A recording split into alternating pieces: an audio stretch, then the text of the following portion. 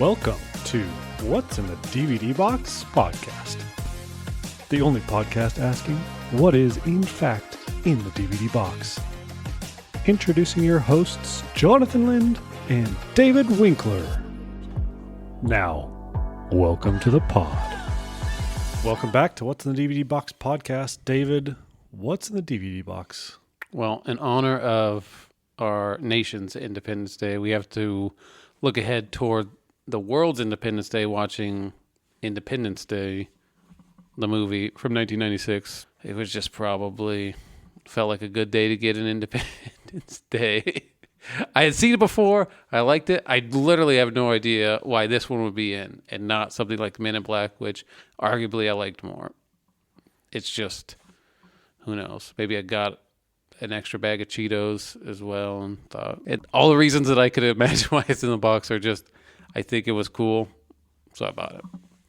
Simple enough. I want to find more interesting reasons as I reach back in my brain on why these are in there. And well, it's 18-year-old brains are just not complicated. Not fully developed. You just, I don't know, aliens and stuff? Yep, pretty much. So then when did you watch this movie? 1996.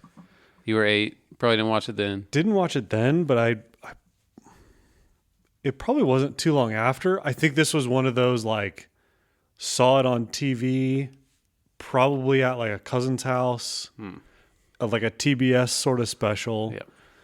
So maybe in like the early 2000s, I probably would have been 10, 12, 14 maybe. It scared the living daylights out of me. I was so scared. So I was probably closer to 10 than closer to 15. But it was this movie, Independence Day, and Apollo 13 that like gave me nightmares. Apollo 13. Yeah. I had trouble sleeping after I watched Apollo 13. I watched that on VHS. And like I vividly remember having a nightmare after Apollo 13 that I was like trying to sleep in a sleeping bag, but then I was in space and like couldn't get home. Tough. That's tough to get through as a young lad. Yeah. That is very tough to get tough through. for the lad. So this was a traumatic experience. It was. For, like a re-traumatizing? No. Well, the aliens were not nearly as scary this time around. Okay. But that jump scare, though, with it still gets you? I mean, yeah, still get you.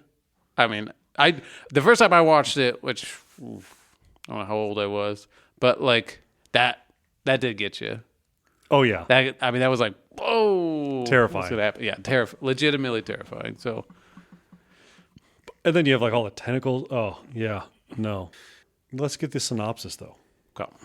Let's read that DVD box cover for the DVD box experience. Just for everyone to know what's actually happening in this. In Independence Day, a massive extraterrestrial spacecraft surround Earth with the intent to destroy humanity. An unlikely trio, a fighter pilot, a satellite technician, and the U.S. president unite to disable the aliens' defenses, leading to a global counterattack that saves the world on the 4th of July. I mean, you hear that. Are you buying a ticket to that movie? Without seeing the trailer? Or I'm not buying a ticket to that movie, but if I see the trailer, yeah, I'm definitely going to watch this movie. In 1996, what? They didn't have YouTube, so I mean that's true. You're watching the Super Bowl. This trailer comes on. All of a sudden, you see they're attacking on July 3rd. What? July 3rd, and then you see the White House just disintegrate. Yeah, I would have gone and watched that movie with apparently lots of other people. I mean, they did it. They did the marketing right. I also, I'm happy to hear Roland Emmerich looked at his little bio, and we actually have another film of his coming up in season 2. What? The Patriot. Did you know this is the same guy? I did not know that. Yeah. Okay, let me read you another few of his films that you've probably heard of. Stargate. I do know that. Godzilla. What, 1998? Oh, The Patriot, 2000. The Patriot. The Day After Tomorrow, I know 4. Yeah. 10,000 BC, in '08. Oh. He's real into dates in this stretch. 2012 came out in 2008. Well, and just disaster movies. Yep. He's been called the master of disaster. Oh. And then you also have White House Down, which we did talk about. We did talk about last night. A couple episodes ago. And maybe this was part of the like, hey, you know that shot of the White House? That did pretty good. Let's revisit that. Let's just make that the plot of a movie. Or, I've not seen that movie. Yeah, no surprise to anyone. Yeah. I haven't seen that one either. He's got a few others, but like, man, he's pretty much started off and didn't get off the train of heaters. No, yeah, just full throttle ahead. Dang. As I'm watching this movie, though, like, I'm sure 18-year-old Dave, when I watched this, was just all into this. Yeah. The plot, everything. I didn't see the trailer of it blowing up, but, like, that's just what you know about this movie. It's on the cover. Like, everyone knows it gets brought up. What I didn't remember was just how drawn out that whole them coming is. But I was here for all of it. Literally all the shots, all the practical, just beautiful. Like I just, as I was watching it, I was just like, oh yeah, this is good. Just keep coming up. Don't think too hard about what's actually happening. I wanted to think hard about. I was like, how are they orbiting? Don't tell. They're orbiting. You don't need to know.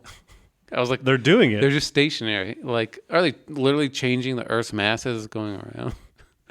I mean, they're stationary because they're just there. Yeah, but how is a helicopter stationary? It doesn't have to understand special relativity to understand I'm just going to like hang out right here. Good point. How's the helicopter? It just is. It just is. Yeah, that's actually, that checked me. I was about ready to be like, well, trying to get the physics of that. And then you're just like, helicopter. Don't know. Done. Which is, apropos because in the early scenes, you see Jeff Goldblum playing chess and, he knows what he's doing. How do you show someone smart? They're playing chess and they checkmate someone. Yeah. Which also about that too. When you first see, like, he's playing chess, whatever, then he goes to his job, which just looks like he's a journalist, right? Like, yeah. I know he's a scientist, but, like, everything about that environment screams, like, movie. This is how journalists look in movies. There's just, like, chaos on a floor. Was it not? No. He's like a satellite engineer or something like that. Oh, my gosh. Yeah. Here I am, like they're at the Tribune, and they're just scrolling TikTok in 1996. They've got like 60 screens up. Yeah, it's okay. That makes a lot more sense. I had to chat GPT this because I was like, I don't believe he's not a journalist, but I'm like, did I miss something? Like, how did I not pick this up? Because your brain just goes to, this is a floor of a newspaper or something. Yep.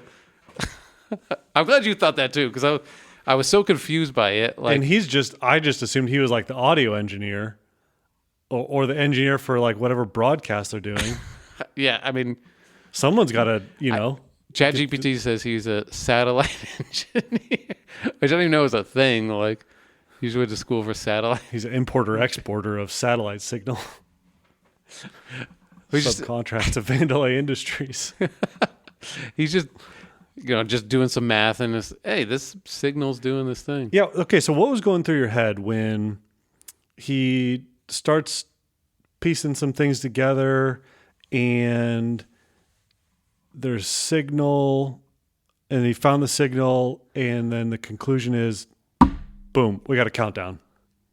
Well, what I was thinking was like, man, this journalist is really smart at first. That's what I was thinking. That was my initial thought. I was like, why is a journalist still doing in the this? journalism thing? Yeah, I guess that was my initial thought, right? And then my next thought was like, yeah, why these are like an advanced race? Why don't they just send a go? Why don't they just sync their watches up and say, well, we know how to keep time? Or they're just like, hey, we're just gonna do what most other militaries go. It's like, hey, when should we attack? When I tell you to attack, in like 3 hours. I don't know. Like, we'll see what they do. these little monkeys down here. We're gonna see what they're gonna do, and then go, boom. But but as far as they really had to explain the like satellite signal thing. Yeah, they did have to, which I still never fully grasped actually after whatever was happening there. But I was like, all right, cool. Yeah, they're just doing some shenanigans. I mean, they're aliens. They can do whatever they want, apparently. So I guess like my initial watch was, I had some problems with the movie. I think most of it boiled down to like, it was a 2.5 hour runtime. Wow. And in my current status in life with young kids, it took me 2 nights to finish. Yeah. Between bedtimes and whatever. So like the 2.5 hours, okay, do we need a long drawn out scene of LA getting, leveled? I don't know. We do need that. We do need that, actually. Do we need this convoluted plot of the aliens hacking the satellites and sending the signal? And like, you could just show them attacking, like, oh, they attacked. Oh, we think they're going to attack soon. Yeah, don't need the satellites. They're just charging their weapons. It just like show, don't tell. That's basically my core problem with the movie is they didn't show enough, and they did exposition. But as I've thought about the movie more and more afterwards, I think there's a lot of aspects of this movie that are like movies that I say that I like. Oh, yeah. Or I like when movies do this. So I think I've kind of come around. And as we've talked so far, I would say right now, off the rip, the perfect time to watch this is like 15 to like 22.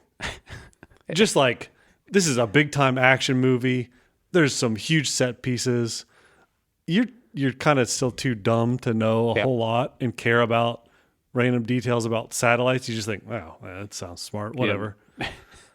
And you just are able to like more fully enjoy it or get terrified by the prospect of aliens invading. So as I've thought about it, I think I'm coming back around to it. I mean, 2.5 hours is a commitment. And yeah, as you realize that, I feel like that 2 hour runtime is simply for, hey, we're going to make so many characters in this and we're going to put them all around in improbable places and we're going to get them all in one place. So how does that happen? We're going to have to explain a little bit of that. And then it's just like a bunch of random scenes of like, we're going to have to jump to some conclusions. Right why are we finding out that Randy Quaid was molested by aliens and that's kind of his thing now? And he also is like a drunk crop duster pilot. Just chaotic. Like just the amount of like effort and time spent in this movie to prove that he's a scumbag who flies a plane is, well, I mean, I think they probably could have done it half the time. I mean, you kind of end up appreciating all of his shenanigans, I guess. And he did have to lug all of his kids around so that once they did get to Area 51, he could say, I need a doctor. And then they're just like, well, all right, you can come inside Area 51 now. That part, I mean, we're at the finish line. Let's just make the jump to conclusions. It's fine. Nothing to worry about. The amount of questions that we have of questions to not think too hard about is a lot. Which how did you?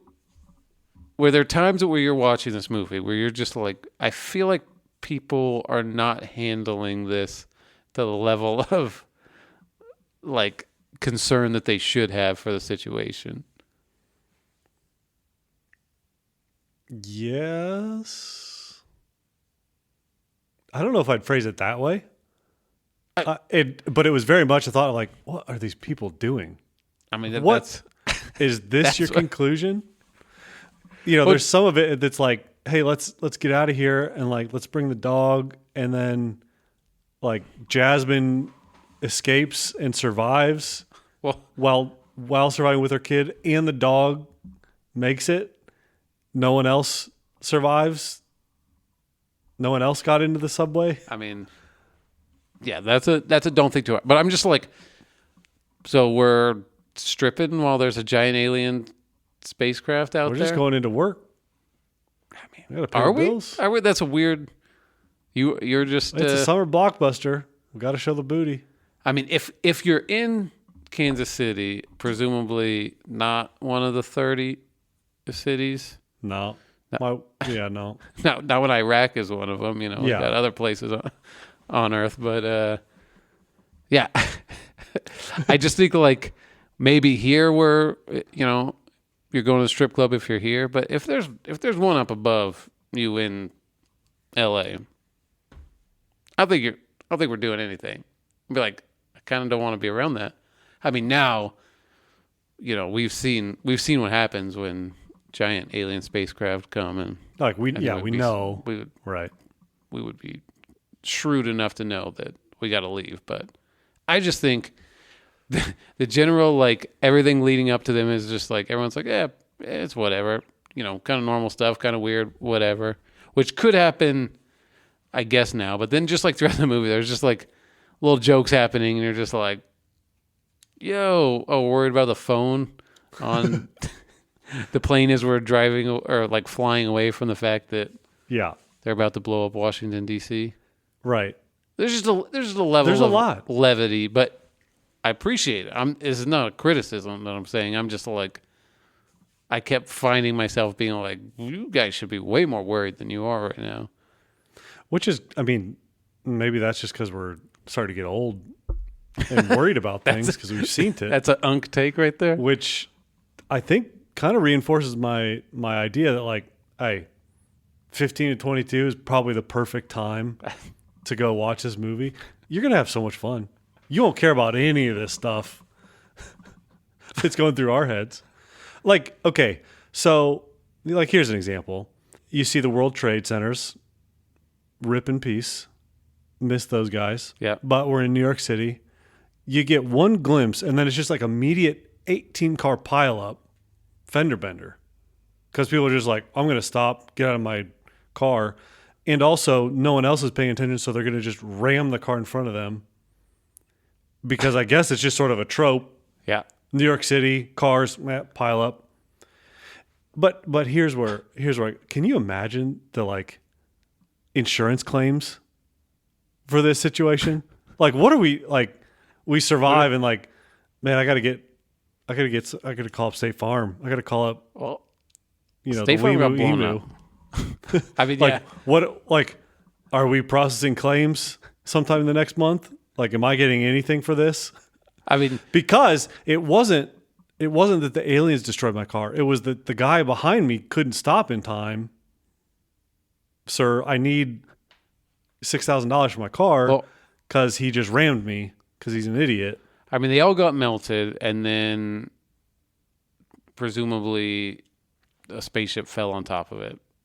So, yeah, but for the hundreds of people that survived, the majority. Well, I want to say the majority. There's a lot of places in the U.S. that completely unscathed, just normal day, except that I guess the stock market doesn't. Their 401k is a little bit gone. Takes a dip. Yeah.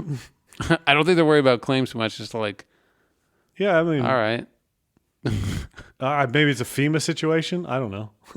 FEMA, where's FEMA come? Doesn't FEMA usually go out to the less? I won't even try to comment on FEMA. So these are the sort of things that are going through my mind as the aliens are coming. It's like, man, this is a paperwork nightmare for this. Like, can you imagine the paperwork that they're going to deal with after this is all said and done? Like, great that we're, independence and whatever, but man, the paperwork. Yeah, I wasn't going on the paperwork route. It was more just like the decision. You guys should be a lot more worried about this. But then at the same time, some of the characters in there that are of the more annoying type, we'll call him one Secretary of Defense, which I can't not mention this because it is one of my favorite things I've learned about this movie is that there's a character in this movie who you dislike. Everybody dislikes in this movie, Secretary of Defense. His whole thing is basically just nuke him. Like that's his whole vibe. Yep. That's what he does.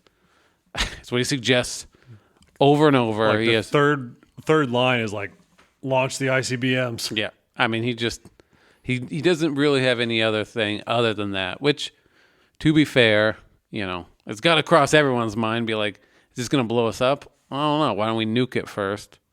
But, this guy, turns out that character and everything about his unlikability and everything was the writers writing in a producer from another film on Stargate, writing in this person. And Same last name. Yeah, no one has ever said that it's him, but Nimziki is a super specific last name, and the fact that this character, in a lot of runtime, when you actually break down the math, which there's a brilliant video online that actually goes and takes down of everyone's dialogue. His is just the worst every time, in every situation that everyone knocks down. Yeah, they either say, no, that's a terrible idea, or just flat ignore him. And it's just the writers pettily going after this one producer from a past film who they didn't like. And they're just like, we need an annoying character in this movie for plot points, which is basically just nuking things. What should we call him? Oh, this guy's name, which I just think is the best. It makes me think of, hey, every other really annoying character in every other film. What if it was just the writers being like, let's just name it after someone we don't like? I just love the idea of that.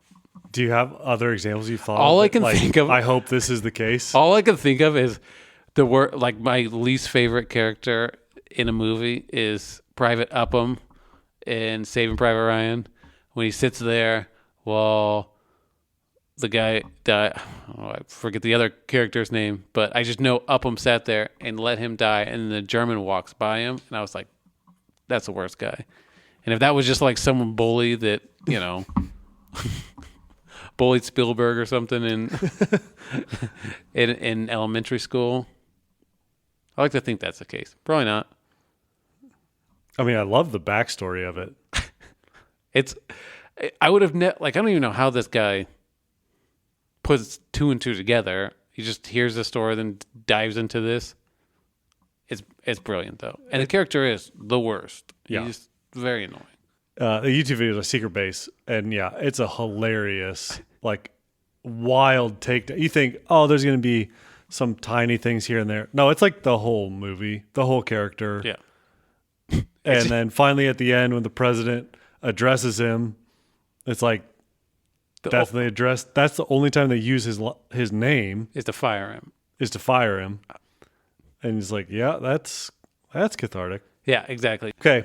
Other points where you were either like, this is awesome, or this is like completely taking me out of the movie. Oh, the alien was awesome. Okay. I just great. I thought it was good too. Like super practical. Super practical, and also like just freaked you out. Mm-hmm. Menacing enough that you believe that they're like, yeah, I guess they just want to kill us. They must think we're so dumb looking. Yeah. We don't have tentacles. Different. We don't have mind control powers. Goopy. But apparently we can just punch him in the face, and that's enough.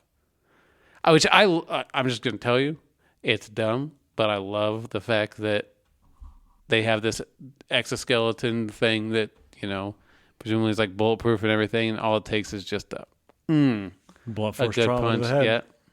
Yeah. I love that. Even aliens can get CTE.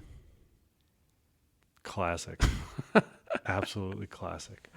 I mean, but like, so that scene is hilarious where he just like punches him, and then he's just like mad, dragging him across the salt flats.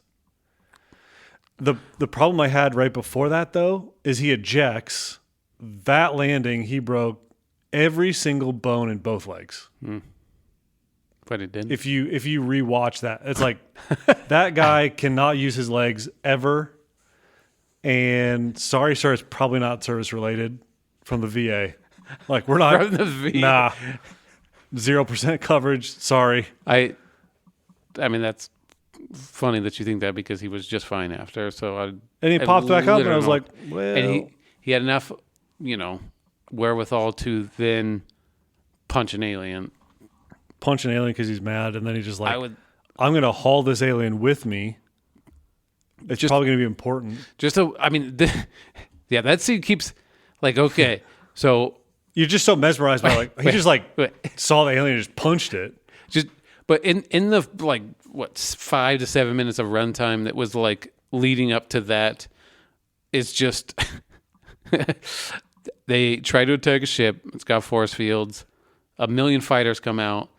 They should be like dead instantly, but whatever. Like him and Harry Connick Jr. get away, and then Harry Connick Jr. gets shot. The other one's like, "Peace out. I don't need to. This is fine."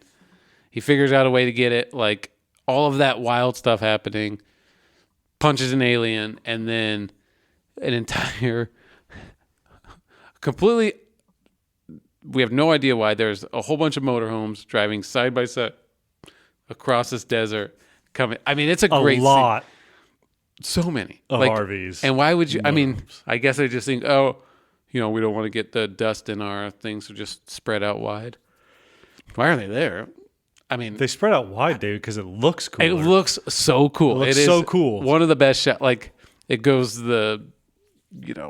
blowing up of the White House, blowing up of Empire State, the LA 700 one.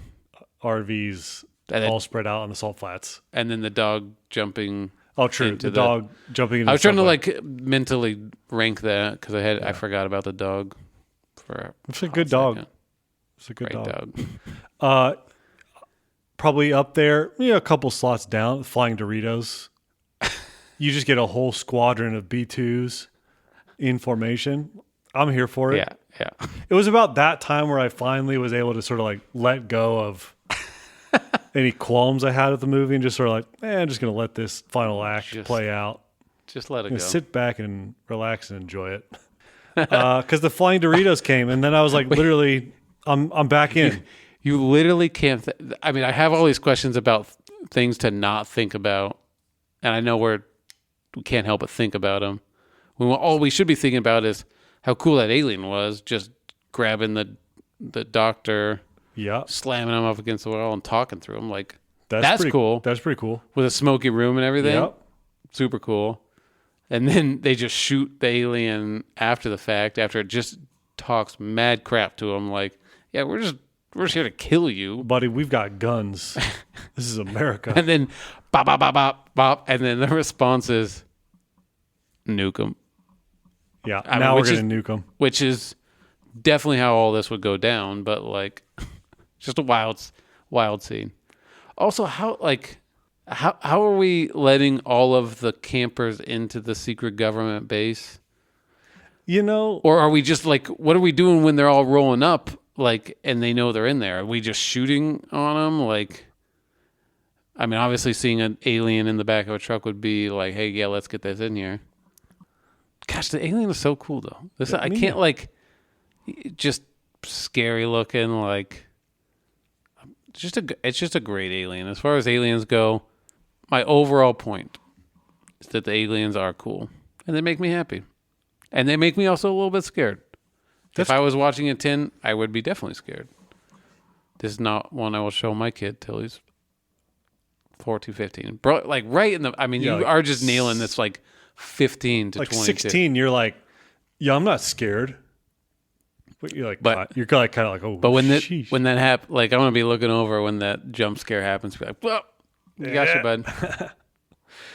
Okay, so the Flying Doritos are here, and I'm just totally in. And then you got to email the aliens a virus.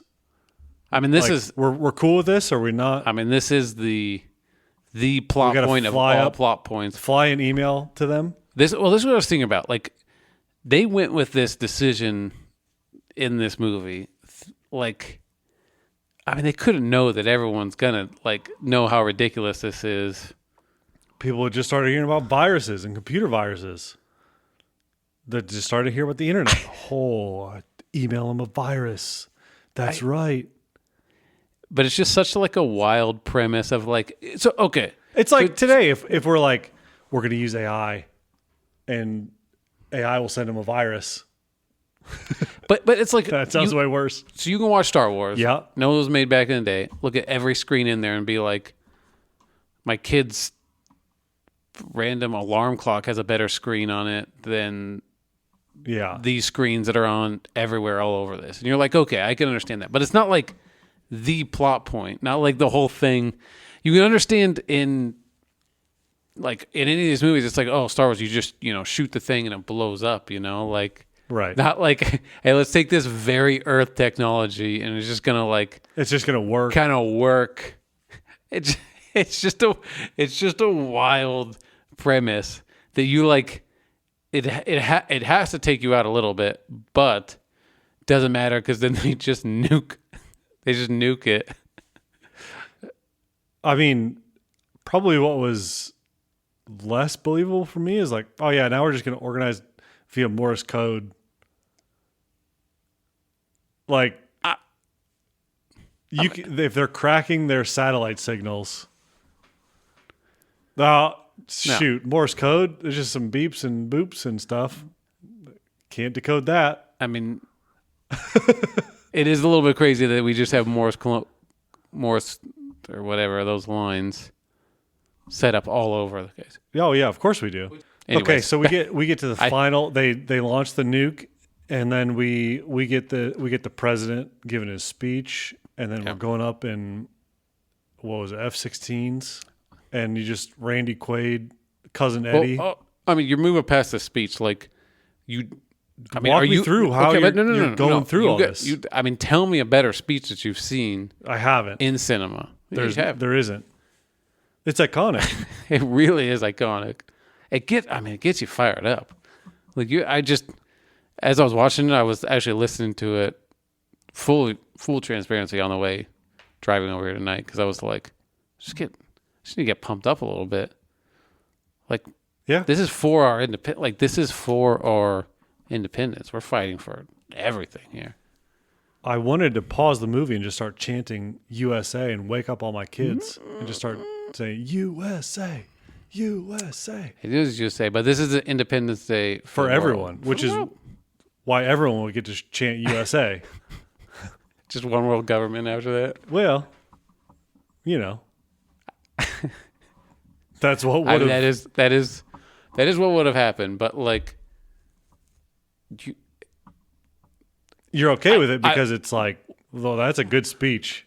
What I'm imagining here is I know that speech did not go out to all of the other places in the world. There's no way to capture that electricity over Mars, over telegraph. There's just, you can't do it. But it was so powerful that the rest of them just felt that. Yeah. So you're wondering, hey, come to the end of this movie and they're able to get all of these spaceships down, but in Africa, they're just standing there with spears. How do they get that down? Just a pure aura of the United States president's speech heard around the world. Yeah.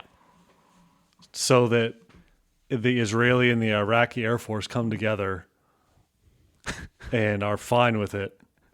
Because it's such a good speech. That's the only conclusion where it left, does it make sense that they can even write a virus that's going to make, just shut down all of the shields for everything. I mean, if he can say like, oh, there's a signal, well, that means there's a countdown in like the same sentences.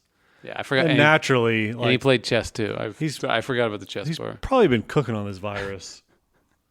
All that drive time with his dad. He's like, I'm gonna have to have a virus ready for this, so I can email them hey, check out this weird link. Forward. I mean, just what a simple time about what computers are going to be. Someone heard like there's these computer viruses, and it's like, well, what can you do with that? That's perfect. I mean, infect stuff. Literally destroy everything. It probably could take. Do you think it could take down force fields? Yeah. Yeah. Probably just for a couple minutes, because they probably know how to just reboot. Nope. Or whatever. Well, also, let's just launch a nuke Let's in just there. Launch a nuke and then leave. Also,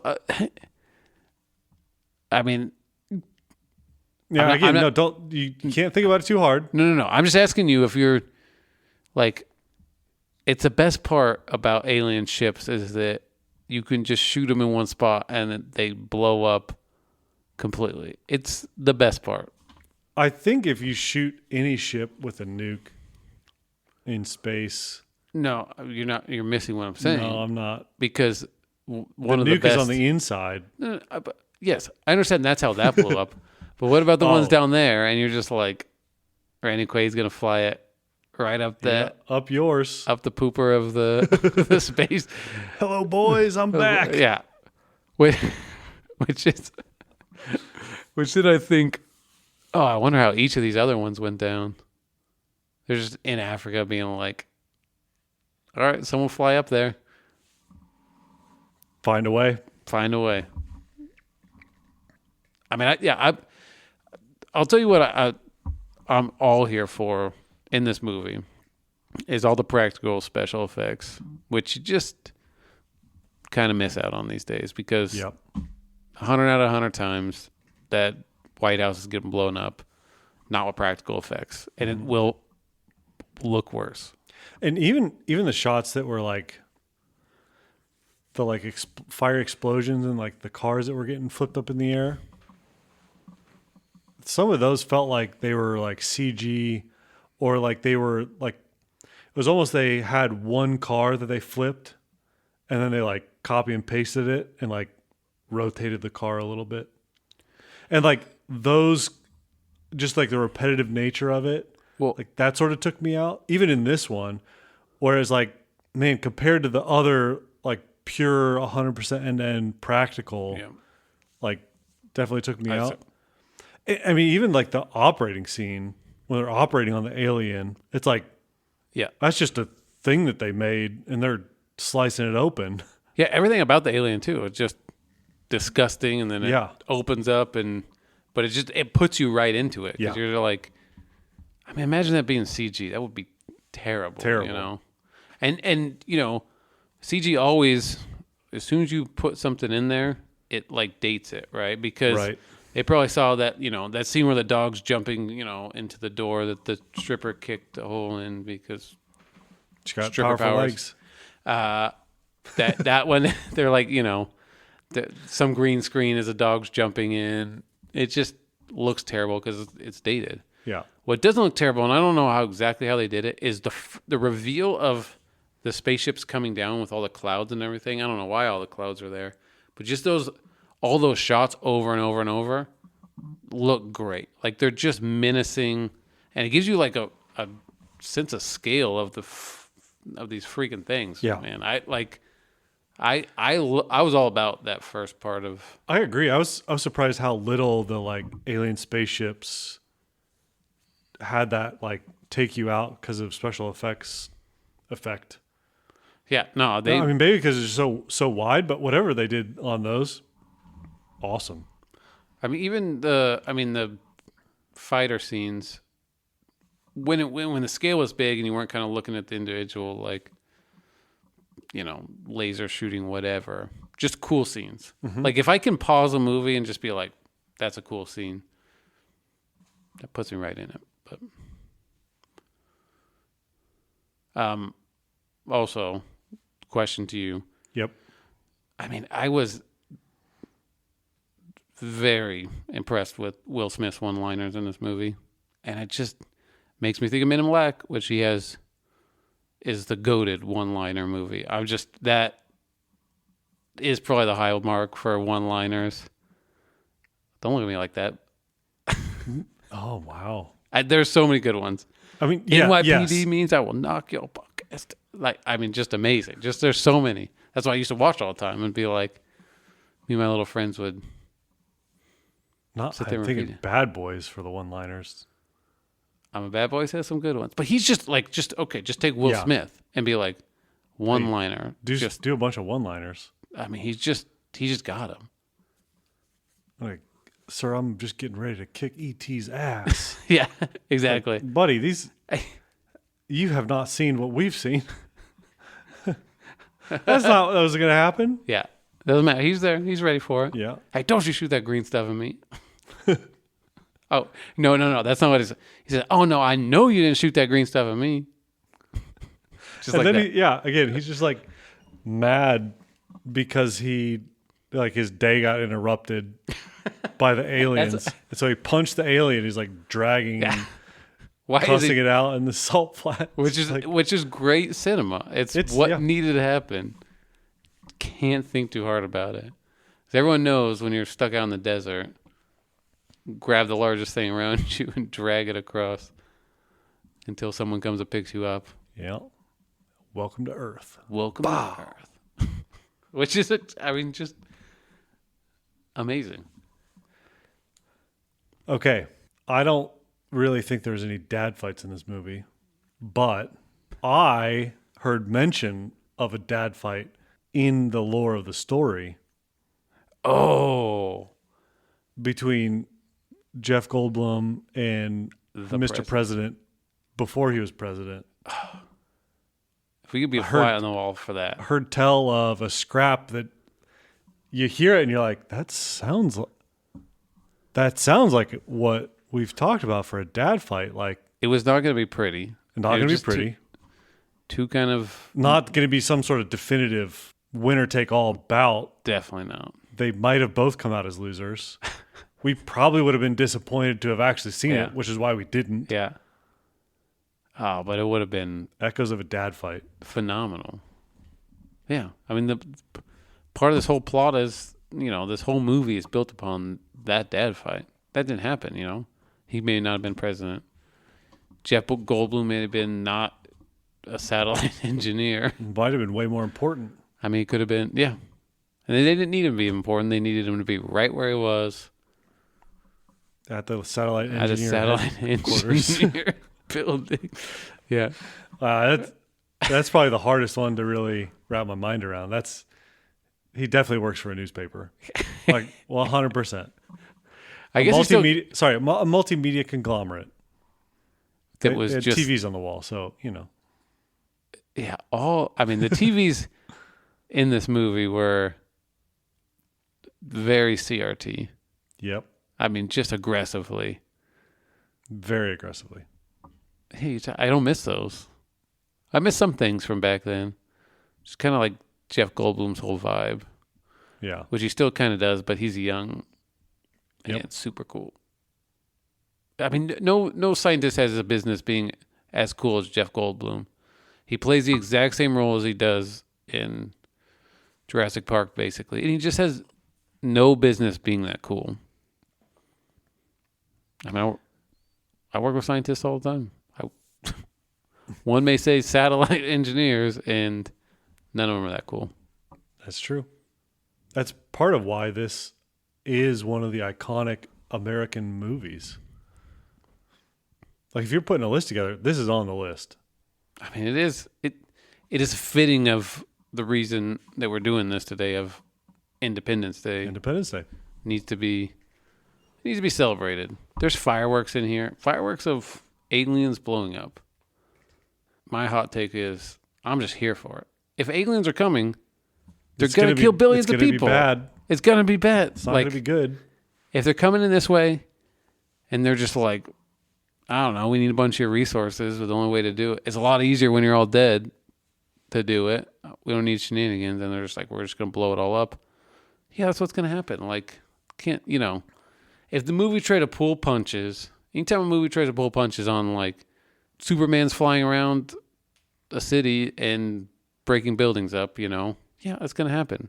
I mean, he should probably move away from the city. That'd be smart, but the bad guy doesn't want to. So, this is just what's happening. We're not, it's sad that all of these fictional movie characters had to die that way. But, this is a movie. It is a blockbuster. So, all the main characters' loved ones are going to be just fine. They're going to be just fine.